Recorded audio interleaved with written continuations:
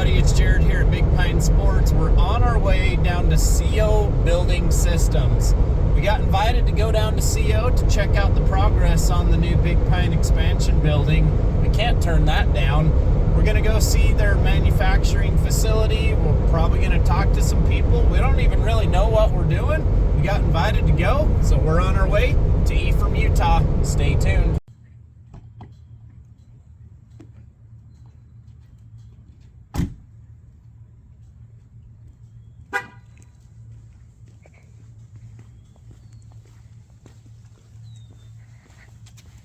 Let's check this place out.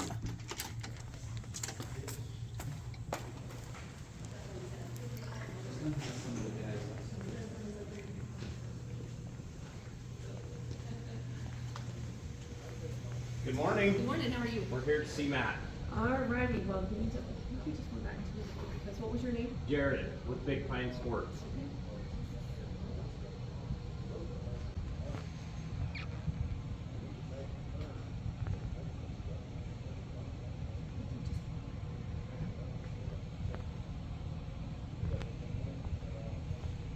No worries. Hey Matt, welcome. How are you? Good to see you. Good to see you too. You know Brandon. Of course. How you doing, Brandon? Good. Welcome. Glad to have you. Glad to be here. All right. You ready to take a look at some of the parts going through the process? Let's check it out. Okay, let's do it. You know what, behind the back seat of my little Dodge truck and the window was open. There's the boss man. Hey, how you doing? How you doing? I'm good. Good to see Staying you. out of trouble? Always. You? Working on it. How do I stay out of trouble around here? Right.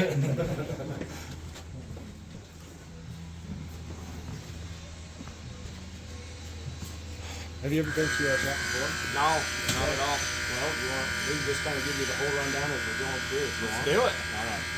So, just right here in this area is obviously all of our hardware, nuts and bolts, everything that it takes to fasten that building together. Our guys put their hands on everything. So it's not like we order, X amount for your job and we just trust that it comes in. Our guys pull it out of the bag, they count it. We want to have hands on it and everything, make sure that when you get it to the job site, your record's got what you need. Right. That's kind of one of the things that sets us apart from maybe other manufacturers.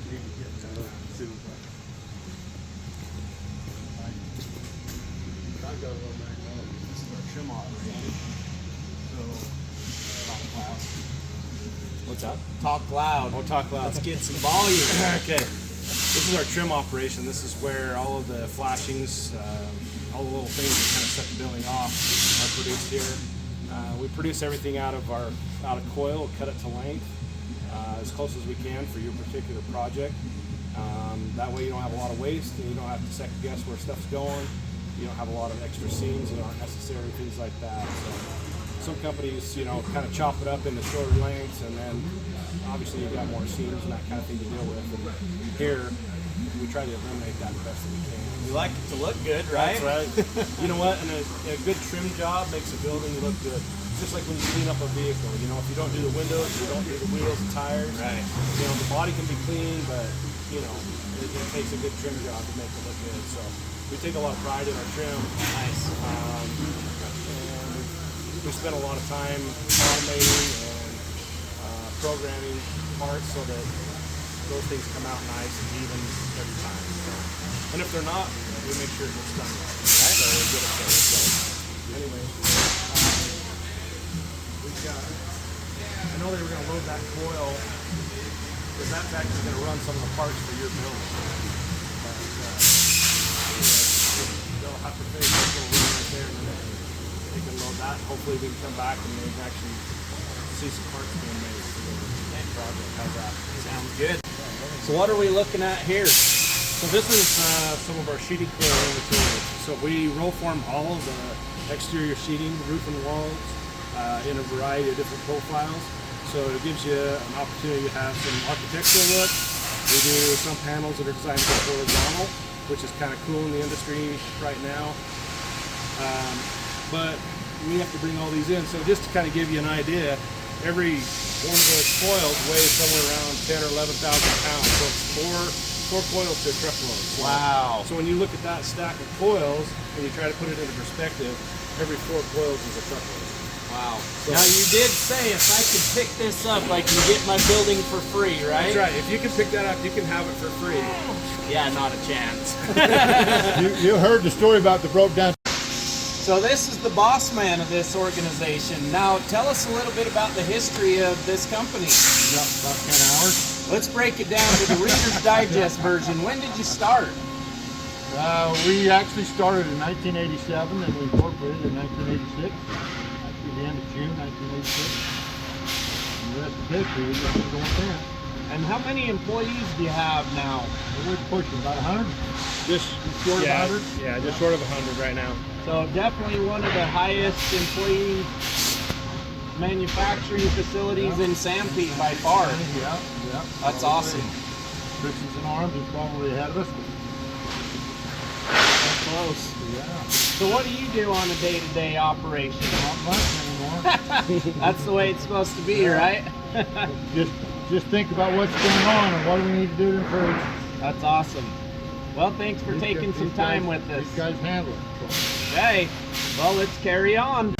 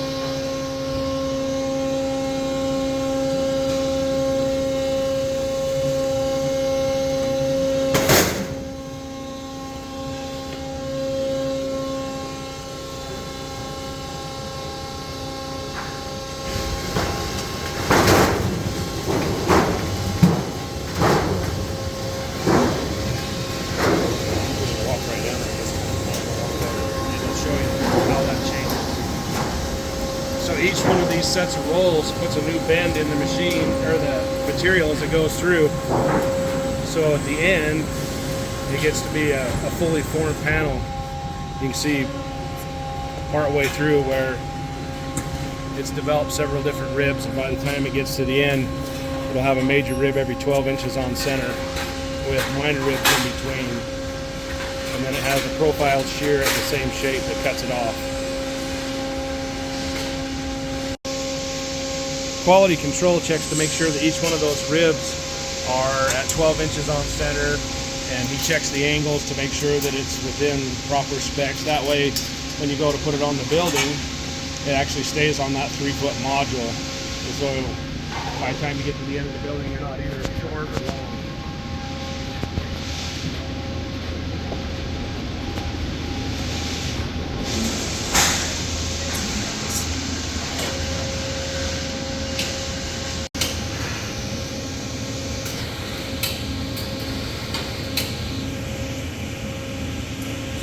At that point, he's checking the angles to make sure that the profile is correct.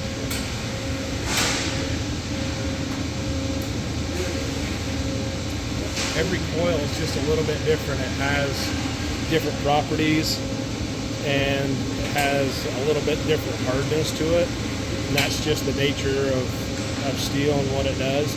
So once he gets it set up for that specific coil, you usually can just go ahead and run the entire order. But every time he changes the coil, or a profile, he has to check those different things to make sure they're in sync.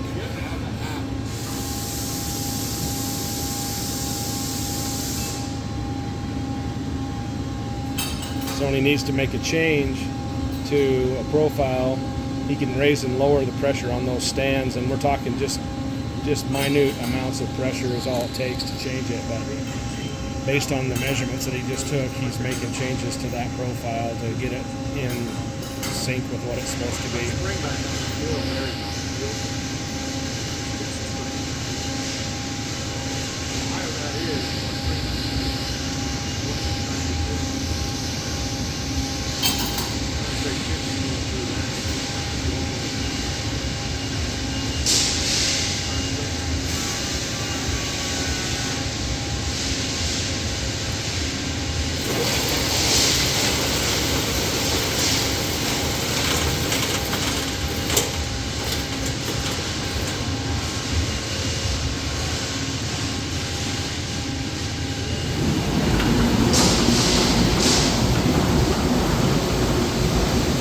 This stacking mechanism has magnets inside of it, and that's what holds the panel up.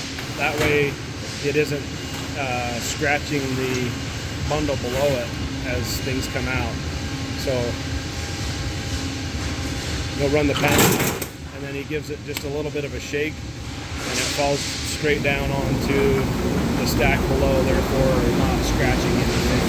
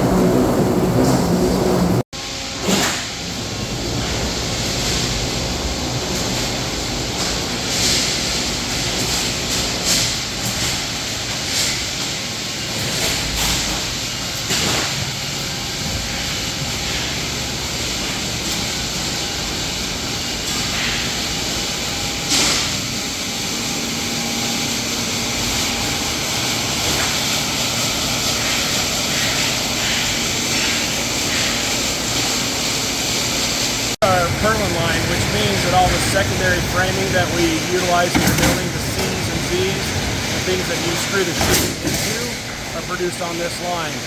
So it produces 3 different gauges, 12, 14, and 16 gauge in either red oxide, which is the most common, or some galvanized.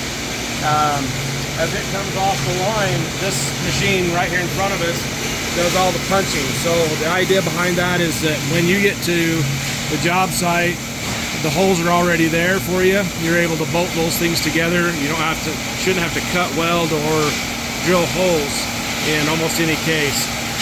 So as it goes through the line, this piece that you can see right there puts a part mark on it. So it identifies the part for the erector to say this part goes here. It corresponds with the part on the drawings. And that way he's not fishing around trying to take measurements and saying, is this the part I need? He already knows that. So it comes out through the flat, gets the punches put in it, and then on down to the roll form line where we turn it into a shape. We can walk down there and take a look at that. This is kind of your finished product.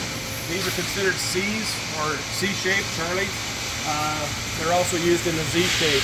These are typically used for like door jams, end wall columns, things like that.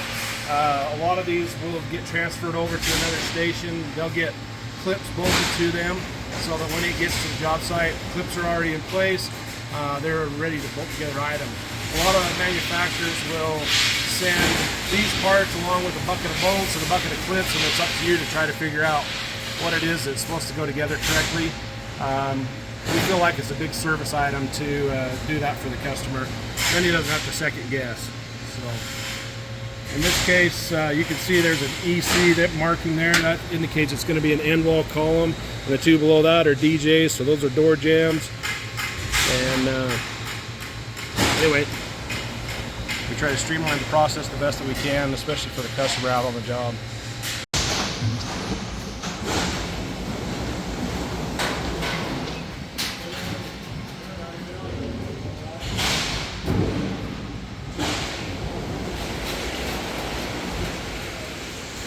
So this is our trim cutout operation. All of our trim comes out in coil form, and then we put it through a series of cut to length and what's called a hammer. So this machine right here actually takes the edge of the material, folds it back so that there's not a sharp edge. It gives it a little bit of rigidity as well. And we kind of have what they call an offset teardrop hem, and it just gives a little bit of feature to it. We can walk right over here and we can see what that hem looks like.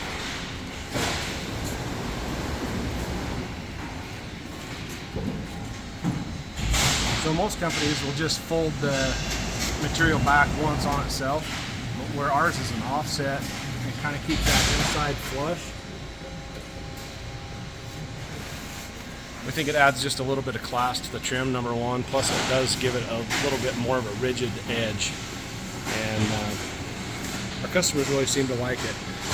It's also easier when you're putting those two splices together.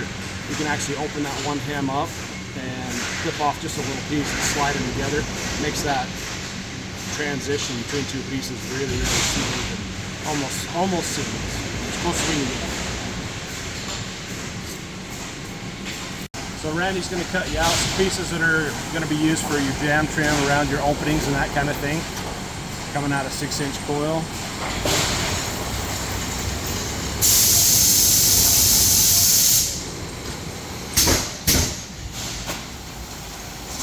So that last area here is the shear cutting the material, obviously.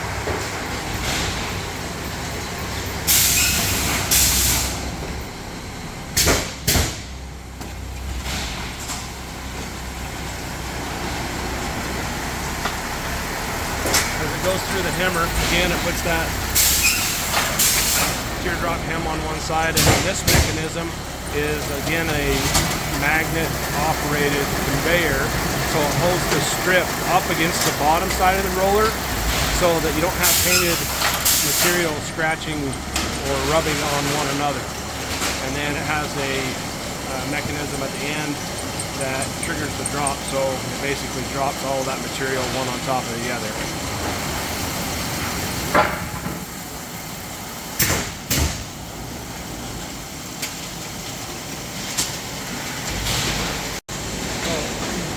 This machine actually picks up the strip and feeds it into the folder using suction cups so that you don't have any, again, scratches or abrasion. You can see on the back side of the part that there's also a part number, a job number. Again, for the erector, he can go through and he can look at that part number on the back and know that, hey, this is the part that I'm trying to utilize.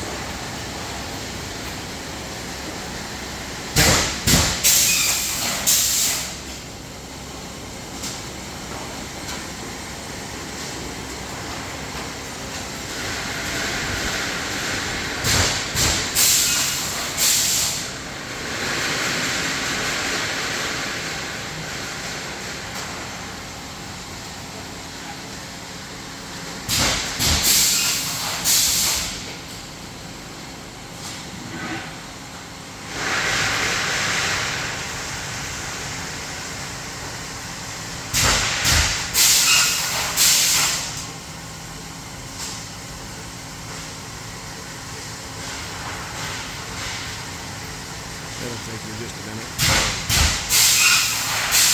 We need a part You mark wanna on cut there. that? If we can scan it, automatically load the program.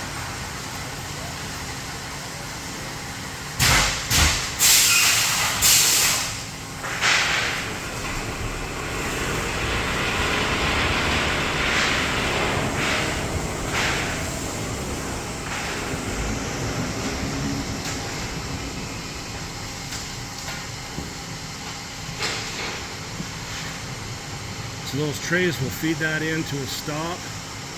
the machine will clamp it inside on the back side of the piece. The jaws come down. It has the ability to bend both directions. So once the part's programmed and it goes in there, the part doesn't have to come out again to be flipped or rotated. It'll be a done part when it falls out of there. Some of the other older style folders, you have to actually physically take the part out, flip it around or flip it over in order to get the part that you need.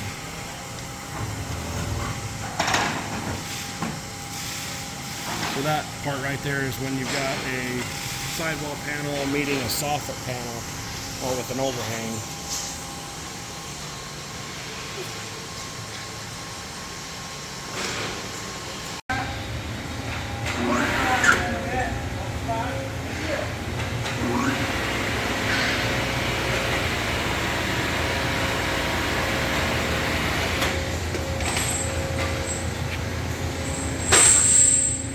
This operation is what we call a slit line. Simply put, you take a large coil and you set knives in a series based on the widths that you want. It pulls them through that set of knives and then cuts it down into individual coils. So these 3 coils, for example, that you're looking at right here, each one of those are probably somewhere in the neighborhood of about 13,000 pounds a piece. They were all one coil earlier this morning. Wow. So it pulls them through the knives and then recoils it. It looks like he's got coils up on the mandrel over here. So they've just completed slitting a painted coil for trim, and so they'll take that off before they can start the process again. But it's kind of like it's kind of like one of those roller paper cutters. It just uses a roller to cut. In this case, it has 2 knives coming at close tolerance one to the other. And we'll show you what one of these master coils looks like.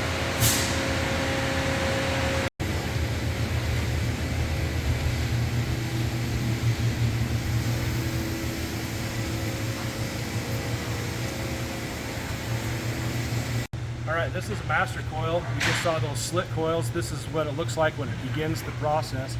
Usually this particular one will get slit into 3 different widths. Currently this coil is just shy of 46,000 pounds. So when people say, hey, why do you only haul one coil per truckload? Well, it's because one coil is a truckload. So anyway, we have a lot of safety features that we have to put in place to haul these. We have specialized trailers that are designed for that process.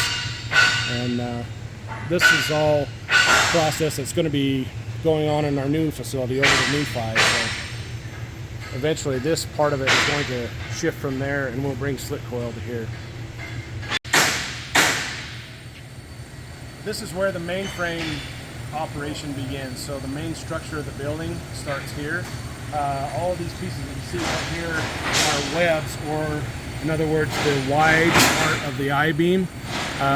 Behind us is where they cut out the flange, but they're ahead right now, so they're helping the other guys right now. But anyway, what they're doing at this station is they're taking these web pieces that need to be welded together end to end to create a long beam. They used a submerged arc system in order to do that, so it's virtually smokeless. You don't have a flash. Everything is concealed in that. And they do a full penetration weld in that process, which saves a lot of time, because otherwise a guy with a hand welder has to go through and grind and gouge that out and re-weld it. And so this way they can do it in a single pass.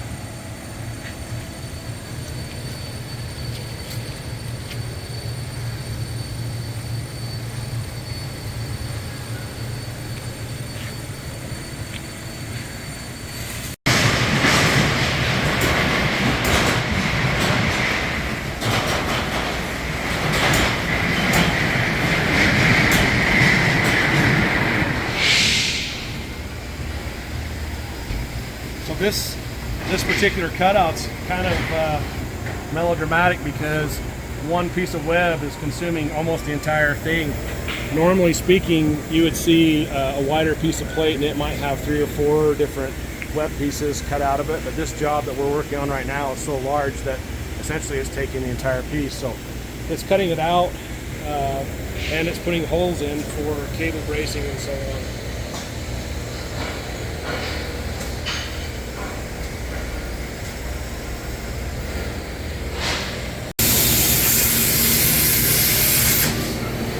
So he's cutting up the scrap on that side, and he'll separate the scrap into a bin, and then say it's a good part to where it needs to go. This machine right now is calculating the location of the plate that's on the table itself, so it knows its exact position. Then electronically it will load in what they call the nest or the cut, and you can hear the torch going off right now. We can walk around the other side, you can see what the torch is doing.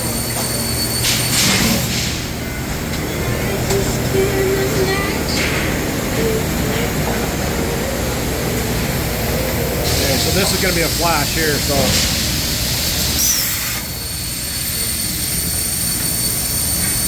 So this is a plasma dry table. It takes the smoke out dry rather than using a water table.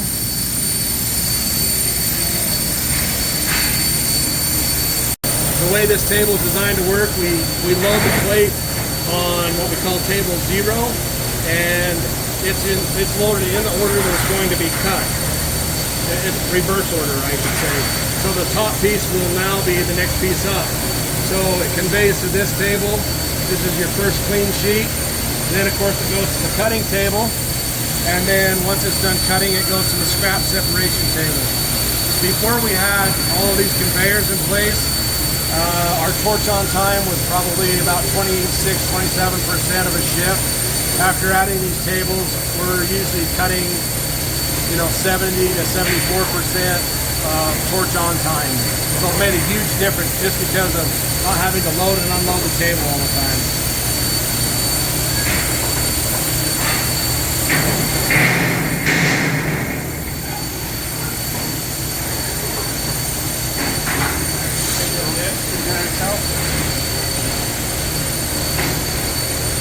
Using electromagnets to hold the sheets up. Now he's got it in place. As soon as that cut's done, the bottom sheet will advance. He'll drop the next sheet and start the process over again.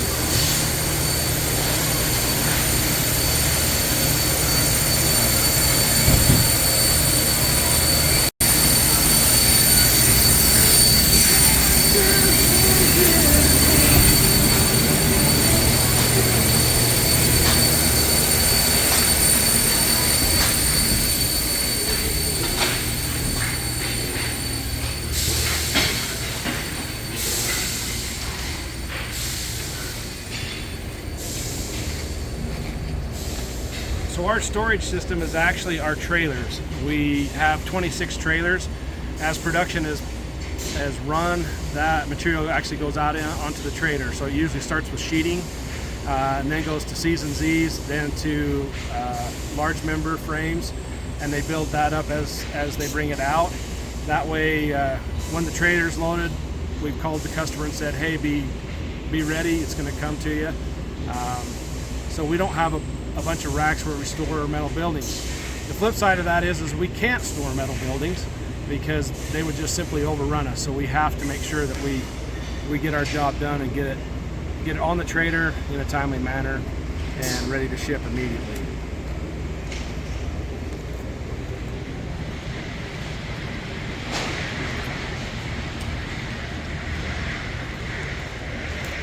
This is your designated trailer right here. All right. This is coming to you next week, my friend. Yeah. Pretty soon you're going to have a new structure at Big Pine Sports.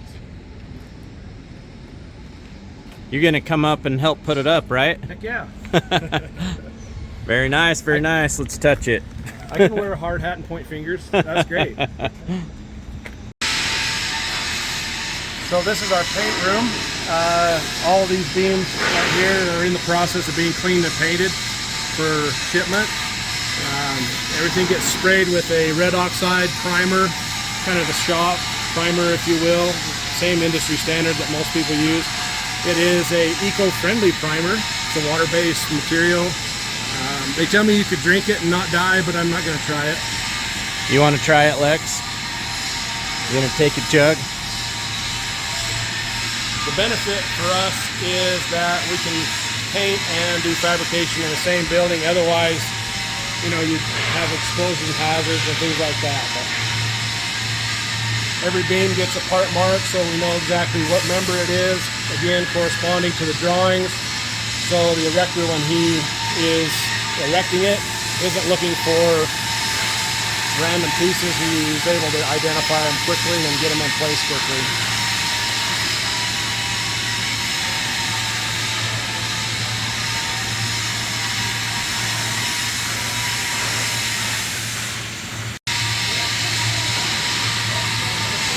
So we have automated weld lines that are able to do this weld right here. This is the one that I was talking to you about, being a submerged arc weld. So this is done with an automated machine. It can only get so close to the end. When it has to stop, then you have to have it done by hand. And you can see just a little bit of variance with the hand weld. It's still perfectly structurally sound, all those kinds of things, but it does have a little bit of a different look. So when you see the difference between those two welds, that's why. And right there is a flange weld. This is the one that I was telling you about, where that weld has to be all the way through the material. So this case, it actually has a weld on the back side plus a weld on this side to make sure it's penetrated all the way through.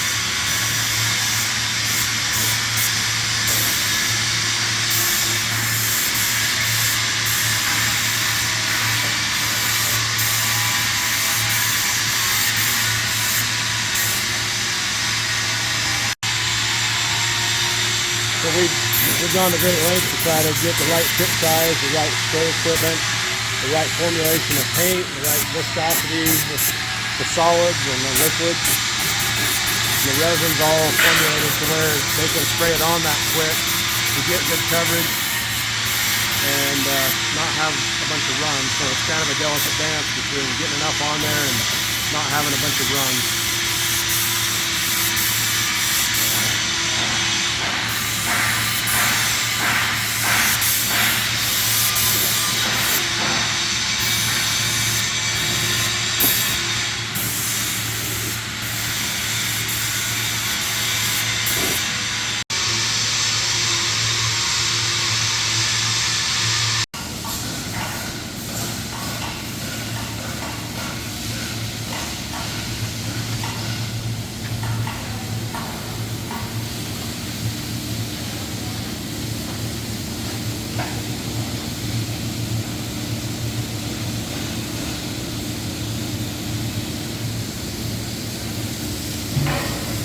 Kevin?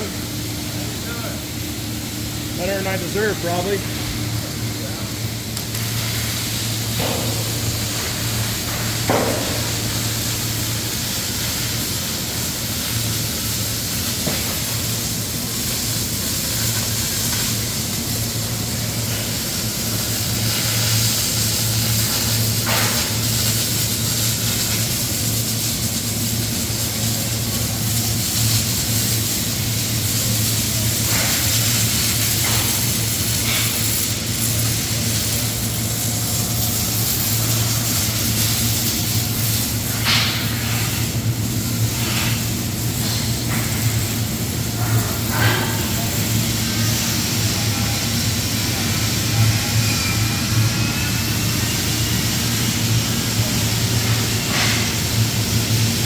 That process I was telling you about, gouging out a weld, so that's what he's doing right there. He's actually got a flat disc and he's cleaning out the joint. And as soon as he gets that cleaned out, then he'll run another pass through there. He has to make sure that all the slag's out of it and all the debris out of it. Otherwise it'll pinhole and it won't pass code.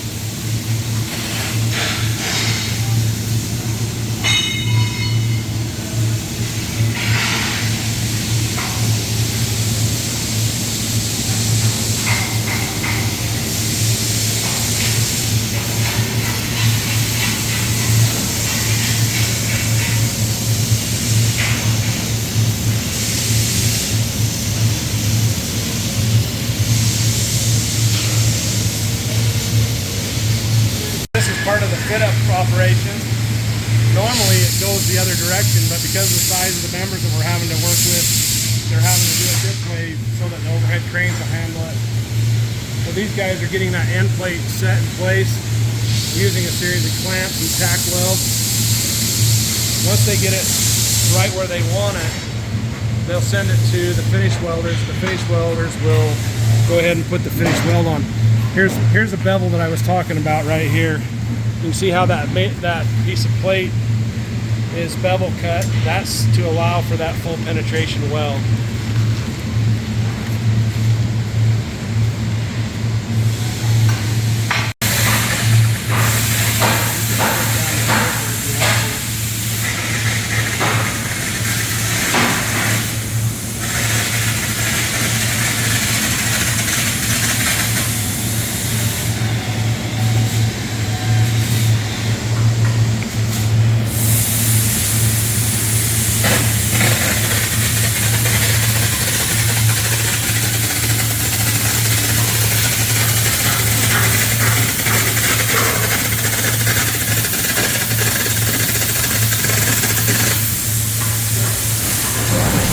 That process you were just watching is called air arc, and the purpose for that is he's actually gouging out one of those welds, again, so you can get that penetration.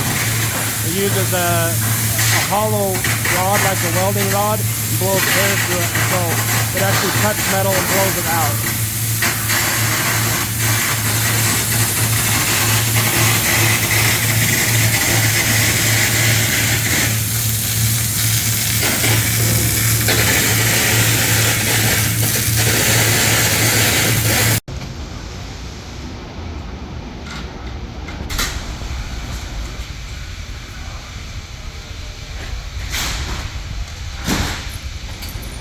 So this is that end wall column process I was telling you about, where the end wall columns get clips bolted onto them so that when it gets to the job site, you don't have to know how to put those on or where to put them on. Our guys follow a plan, they assemble all that for you. Again, a lot of manufacturers don't do that, so we feel like it's a plus.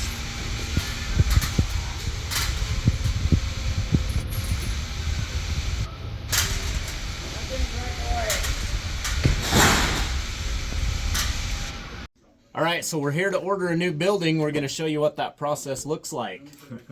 So first of all, we would just need some information about what you need that way. So maybe a width and a length on a building size, height, kind of things. And then I'll put together like a quote takeoff for say, and we'll run through the process of getting a quote put together.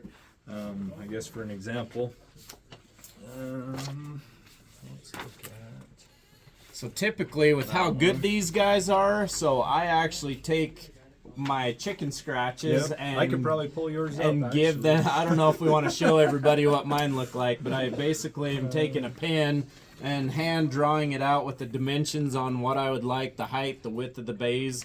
I turn it over to them and they do all the hard work. So yep, put it together that way. We'll put together a formal quote, kind of just goes through the width and lengths, heights of the building, things that way. I usually will send a little 3D sketch to kind of give you an idea of what it's looking like, or say, show window openings, frame locations, things like that, and then we can go from there. Once that, if that looks good and you're ready to move forward with that, then we'll turn it into a purchase order and get everything going that way. It'll have a little more detailed sketch that'll go with that, and then we produce a set of drawings on there. I can do yours, but a set of drawings would be something similar to this.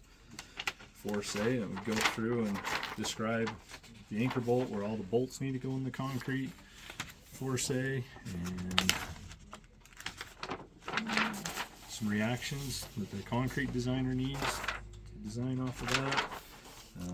And then each frame individually with what's going on, give a roof layout, or each part and component that we've seen out in the shop, where it goes in the process. These become the erection drawings as well through that process. So, and that's what you need to get your permit and move that process forward there. And for somebody like me, I just have to put a lot of trust in them because I have no idea what I'm looking at when they send those over. I know what it looks like, what the shape is, and the color. and I just trust that they know what they're doing. So somebody's got to do it, right? And it's not me. We do it day in and day out, so we know what's going on with them. Perfect. Well, thank you very much. Okay, you bet. Thank you, Jared.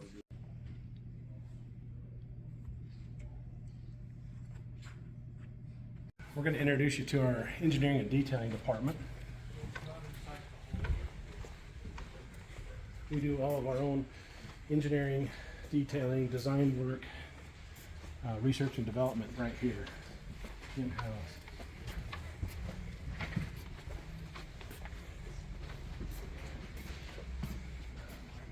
So this is kind of a typical scenario. Hello, Jake. Anyway, Jake is one of our detailers, and that process that we were just talking about where drawings are produced and the information for the erectors is produced, this is what Jake specializes in. He takes all those drawings, uses AutoCAD and other programs in order to get everything on paper so that it makes sense to everyone, and he thoroughly goes through and checks every bolt, all counts and quantities for all the parts that are needed in the building, so that when it shows up at the job site, you've got what you need. Right now it kind of looks like a bunch of number crunching mishmash, but well, it's it my really job does. to change that. Department. Hey, what are you up to? So this guy right here is actually my uncle. How are you? Good. How are you? What do you do actually here? I sit in my chair all day long. He's got a good view. Best view in the place. It's got the corner office. I check all the jobs, make sure they're right. So when something shows up and it's wrong, they come after you. Yeah. Very nice, very nice. Yeah. How long have you worked here? 37. Yeah, it'd be, 37 years. 37 years. technically- 85. yeah. 1985. Yeah. All right, we just finished our tour of CO Building Systems here. Jared at Big Pine Sports, I'll tell you what, it was such a joy to come down here with Craig and Matt and the crew and experience what they go through on a day-to-day basis to provide amazing buildings for people like Big Pine Sports. Again, thank you, thank you, thank you. We're gonna take you along the process of the building going up, the concrete going in. It's gonna be a lot of fun. But again, huge thank you. It's amazing to be out in Sanpete County, Utah, and see a well-ran business like CO. Have a great day, everybody. For more information, we'll drop it in the comments below. Jared here at Big Pine Sports. I've had Lexi along videoing with me today. I appreciate her and all that she's done to help Big Pine Sports grow. We're off to the next adventure.